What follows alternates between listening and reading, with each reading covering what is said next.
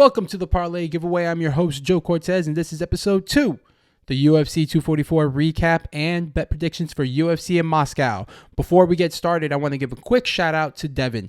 Devin followed me on Instagram, and even though we didn't win the Parlay Giveaway bet for UFC 244, I still wanted to show my appreciation to somebody who followed me on either YouTube or on Instagram. So Devin was randomly picked, and he won a small cash prize, and he was greatly appreciative, being that he was a college kid, and it will go a long way. So Devin, enjoy that small cash prize. And if for the rest of you who are listening to this for the first time, this is the Parlay Giveaway. And what we do here is I talk about, it's going to be predominantly UFC based, but I make some parlay bets. I make a parlay bet, which is I pick a number of fighters and they all have to win.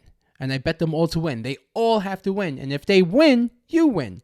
Because I'm going to share half of my winnings with one of my followers who comments their Cash App tag name in the comment section on either YouTube or Instagram. All right. So if you haven't done so already, follow me on Instagram and subscribe to my YouTube channel.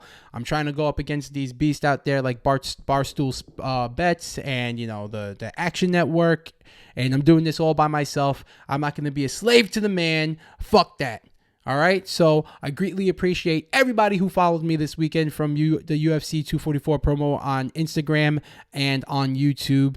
Thank you very much. Let's blow this channel up. It would be greatly appreciated. The bigger this channel gets, the more contests and the more money you can win. Awesome. And not just that, you're going to get my view on these bet predictions, all right?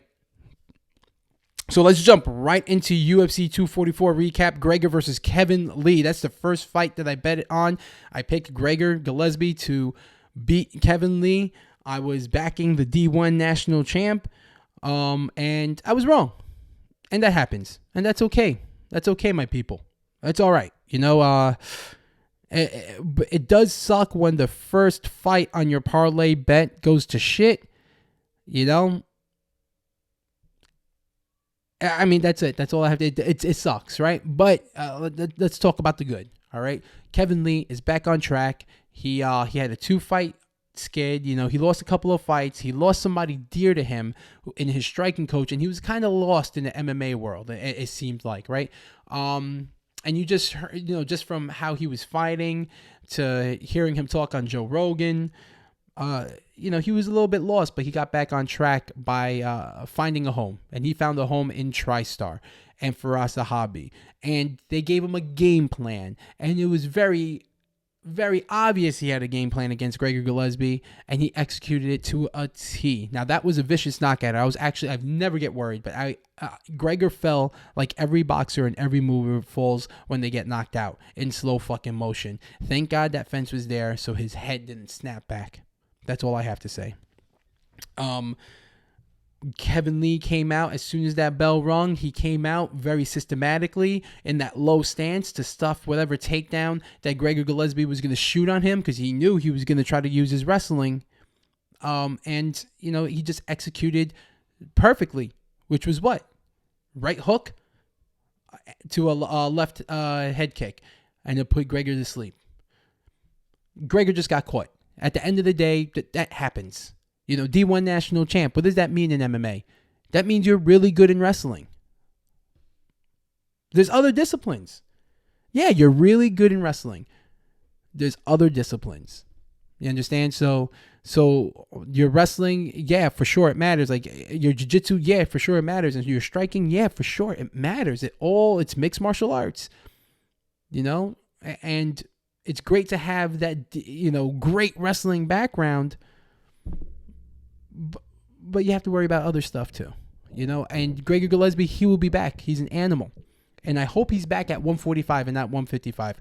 Kevin Lee is big for 155, and Gregor Gillespie is small for 155, and it showed. It showed. Kevin Lee was so much bigger than Gregor. So now it depends on what Gregor wants to do. Does he just want to stick around to make some money and don't want to cut weight? Cool, do that until you're done fighting. But if you want to be the champ, which I think he wants to be, and from just hearing how people who know him talk about him, that kid's super focused. And he wants to be the fucking champ. And if you want to do that, unfortunately, you're going to have to cut some weight. You're going to have to get down to 145. So I think that's what he should consider, going to 145, and then first recover, and now get back to the drawing board. Maybe you start a cut to 145. But congrats to Kevin Lee, back on track. It's exciting to see. What's next for him? Who knows? But it's exciting. All right, so the second fight of the parlay giveaway bet that I made was Stephen Wonderboy Thompson versus Vincent Luque, which I predicted, and it went the way I predicted. All right, Wonderboy uses karate. He went back to his style, and that's a hard thing to do, especially when you get knocked out. Pettis knocked him out. Usually, fighters go back to the drawing board and they go, oh man, I got to change something up. Yeah, Wonderboy didn't. You know why? Because what he's been doing has been working. You just get caught in this game, man. This is a fucking fight. Sometimes somebody bites down on the mouthpiece and moves forward, and you're not ready for it, and they connect. And this is fighting. Let's not overthink it. That's what happens sometimes. All right? He didn't change his fighting style, thank God, because that's been working for him. Wonderboy did exactly what he was supposed to do. Karate fought Luque and really put a beating on him. He looked excellent. And I think he's going to fine-tune some things in his fight game as Wonderboy goes. I don't know what's next for him, but he's back on track also. Kevin Lee back on track, Wonderboy back on track. I'm excited to see that. If Gregor had won this fight, I would have been 2 for 2. But it didn't work out that way. And it's okay. It's okay, people. You can't get emotional when you lose these bets, all right? The next fight that I bet on, Kelvin Gastelum versus Darren Till. Darren is huge for 170, and he's big for 185. He's way bigger than Kelvin Gastelum was. He had to be killing himself to make 170, which I'm not a big fan of. It's... there's a middle ground. There's a middle ground. Like, I don't think Gregor's going to kill himself to make 145. If he is, then maybe don't fight at 145. But I don't think that's the case. With Darren Till, he was killing himself. It was dangerous. It was dangerous to fight at 170. He looked great at 185. He looked awesome. He looked sharp. He did exactly what he was supposed to do against Kelvin Gastelum, which was fight like Wonderboy. In, out, keep your distance, don't get caught. If he takes you down, great, come back up. He won that fight. Was it boring? Sure, but he had to do that to secure the win against Kelvin Gastelum. You're not going to make any dumb mistakes about that because the guy knocked out anybody at 185, especially at 170, which I think Kelvin Gastelum should be fighting at 170. He couldn't close the distance against Darren Till because he's so long. And he had the right fight plan that he executed. People in bigger, higher weight classes are going to be bigger. I think Kelvin should cut his weight, get down to 170. You can't have a slice of pizza and a Coca-Cola and go and then throughout camp and then just fight. I mean, you can, but again, what do you want to do? Do you want to be champ or do you just want to fight for some money? And again, if you want to fight for some money and you don't want to cut a lot of weight, great. Stay at 185. But if you want to be champ, you gotta cut down to 170. All right. But what's next for Darren Till? In my heart, I believe the UFC is gonna make Weidman versus Till, and I think that's gonna be an amazing fight. Hopefully, it's not in New York because I'm absolutely done with New York. But hopefully, they make that matchup. And this is the UFC giving Weidman one last shot. Weidman loses this one, I think he hangs him up. Which there's no shame in that game. Chris had a great career. A Hall of Fame, one of the greatest careers that you can have in the UFC. A Hall of Famer for sure, right? But this is the UFC saying, I think they make this matchup, and this is the UFC saying, this is your last shot, Chris. Let's see what you got. And for Darren Till, it's a win-win. You're going up against next champ. If you beat him, title shot. Title shot, man. You just beat the guy who went the distance with the champ and had a great fight. Now, if you beat an ex-champ from that weight class, title shot. Title shot. That's going to be exciting to see. And the final fight that I had, on this parlay giveaway bet, Nate Diaz versus Jorge Masvidal. And I want to say this. Thank God that I didn't buy a ticket to Madison Square Garden, because I'm from New York. I live in New York. Me and my friends were kicking around the idea, hey, maybe we go to Madison Square Garden and see this badass fight. There's going to be a lot of people there. There's going to be some big names.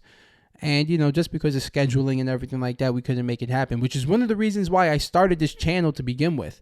So I can, create an online community. Like, listen, sometimes you don't want to leave your house. Sometimes it's better to watch these fights on TV. If you've ever been to a UFC event, the best shot you can get is off of the fucking, the screen sometimes. That's it. But I'm so glad that I didn't buy a ticket to this fight because of how it ended. Now this doctor comes in and stops the fight. And listen, he was doing his job. I don't agree with this doctor stoppage. I thought it was fucking terrible. I get he thinks he's doing his job, and you know what? The MMA community is split on this. Like, oh, he shouldn't have stopped this fight, or afterwards you hear Dana saying, oh, it was a good stoppage by the doctor. Sure, great. I still think it's a bad stoppage. But what I won't do is call this guy's office and send him death threats, write bad reviews on the internet about his practice, his doctor practice, to ruin his livelihood.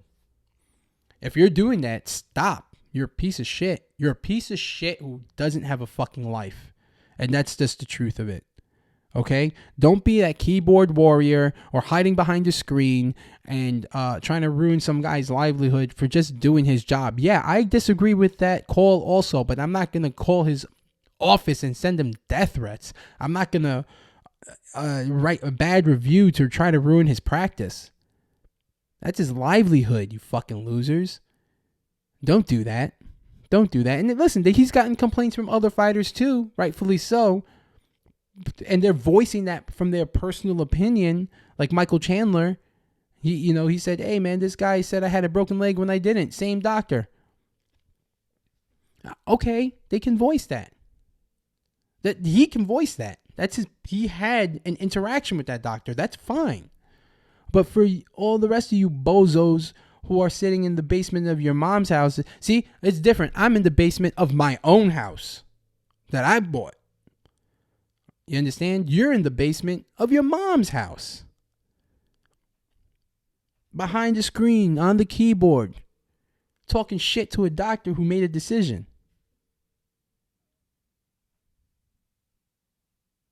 Crazy. Stop it. Grow up. And I don't want to see that fight again. I don't want to see the fight again. Get rid of The Rock. Get rid of that BMF belt. Nobody cares. Let's get back to business. Masvidal should get the winner of Usman and Colby. That's it. That is it. It was cool when Nate Diaz was like, yeah, I'm the baddest motherfucker in this division. I got the belt, motherfuckers. Come for my belt. That was cool. Until what? Until Uncle UFC came around and wanted to be cool also, and they ran with it. And they made it corny as fuck. It was fucking embarrassing. I didn't want to see it. I don't want to see it again. Masvidal should get the winner of Usman and Colby and call it a fucking night. Masvidal's on such a tear right now. It's amazing. He should get the 100%. He should get the winner of Usman and Colby. And then after that, if you want to run it back with Nate Diaz, cool.